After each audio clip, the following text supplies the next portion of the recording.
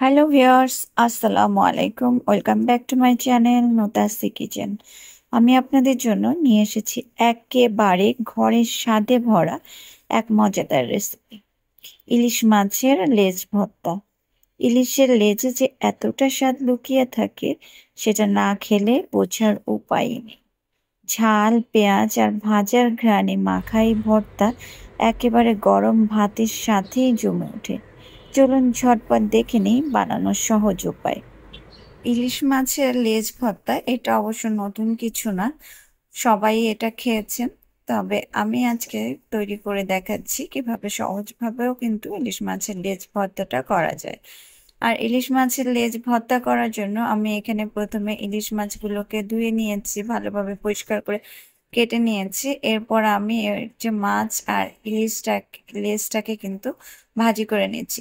তবে তার আগে অবশ্যই এই ইলিশ মাছের লেজ এবং মাছগুলোকে কিন্তু আমি হলুদ আর লবণ দিয়ে মেখে নিয়েছি। তারপর গরম তেলের ভিতর ছেড়ে দিয়ে ভেজে নিচ্ছি।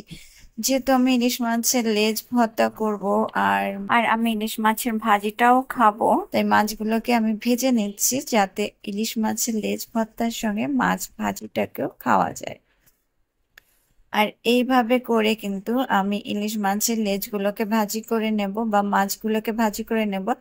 আর মাছটা কিন্তু এরকম একটু কড়া করে ভাজতে হবে, খুব বেশি কড়া না আবার খুব বেশি নরমও না। এই যে দেখতে পাচ্ছেন, ঠিক এভাবে ভেজে তুলে নিতে হবে। আর মাছগুলোকে তুলে নিয়েছি এবং ওই যে তেলটা ছিল ওই একই তেলের ভিতরে আমি এই শুকনো মরিচটাকেও ভেজে নিচ্ছি। আর এই তেলের ভিতর ভাজার কারণে কিন্তু মরিচের ভিতরেও একটা ফ্লেভার চলে আসবে মাছের। আর চুলার আঁচটাকে একটু অল্প করে দিয়ে, অর্থাৎ জালটাকে কমিয়ে দিয়ে আমি কিন্তু এই মরিচগুলোকে ভেজে নেব। খুব জোরে যদি মরিচগুলোকে ভাজতে যান তাহলে কিন্তু মরিচটা পুড়ে যাবে, তাই আস্তে করে দিয়ে মরিচটাকে ভেজে নিতে হবে। যারা পদ্মা পাড়ের ইলিশের লেজ ভর্তা খেয়েছেন তারা তো এর স্বাদ অবশ্যই জানেন, কতটা দুর্দান্ত স্বাদের হয়ে থাকে এই ইলিশ মাছের লেজের ভর্তাটা। সব সময় তো আর মন চাইলেই পদ্মার পাড়ে গিয়ে ইলিশ মাছের লেজের ভর্তা খাওয়া যায় না, কিন্তু অবশ্যই কিন্তু ঘরে বসে আমরা মন চাইলে এরকম সেম টেস্টের পদ্মার ইলিশের টেস্ট কিন্তু আমরা ঘরে বসেই নিতে পারি। আর মরিচটা যখন এরকম একটু কালচে কালার হয়ে আসবে তখন মরিচটাকে নামিয়ে নিতে হবে। এরপর আমি একটা প্লেটের উপরে এই যে ইলিশ মাছের লেজটাকে নিয়ে নিয়েছি আর নিয়েছি কাঁচা মরিচ, শুকনা মরিচ ভাজা, লবণ আর কাঁচা পেঁয়াজ কুচি। আমি এক পিস ইলিশ মাছ নিয়েছি, আপনারা চাইলে এখানে বাড়িয়ে বা কমিয়ে নিতে পারেন। এই লেজের থেকে কাঁটাগুলোকে বেছে নিতে হবে।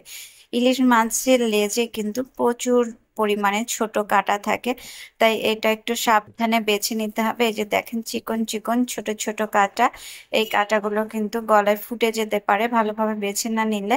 এরপর ওই যে বড় কাঁটাটা সেটাকে কিন্তু ফেলে দিয়েছি, দিয়ে আমি হাত দিয়ে একটু চটকে নিচ্ছি মাছটাকে। মাছটা চটকে নেওয়ার পরে আমি এই যে শুকনা মরিচটা ছিল, শুকনা মরিচটা একটু লবণের সাথে চটকে নিচ্ছি। এতে করে মরিচটা খুব সুন্দরভাবে কষলে নেওয়া যাবে।